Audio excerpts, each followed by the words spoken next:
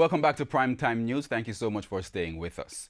We begin with the latest on the two-day flooding which has wreaked havoc across the Twin Island Republic of Trinidad and Tobago. Prime Minister Dr. Keith Rowley says he will be approaching Cabinet this week for funds to help with flood relief. Dr. Rowley made the announcement during a media conference yesterday. But even as the Prime Minister spoke, some groups were busy providing assistance for those who were stranded. TVJ's Anthony Lugg has the story.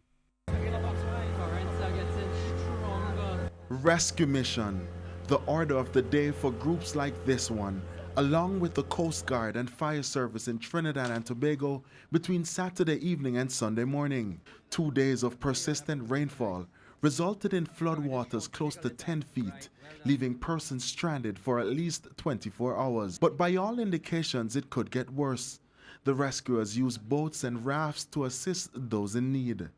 Trapped inside their homes, on vehicles and on roofs, persons did what they could to remain dry. Animals too sought refuge while others waited for help. But if getting to the rescue boat wasn't already a task, imagine this pregnant woman having to climb. In the meantime, Prime Minister Dr. Keith Rowley described the recent flooding as a national disaster.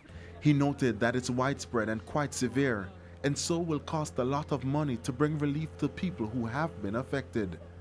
Speaking during a media conference yesterday, the Prime Minister said he would ask Cabinet to approve and release 25 million TT dollars initially to help persons who may require assistance. Dr. Rowley says he will ensure that this money is well spent and is spent as quickly as possible on those persons who have been affected.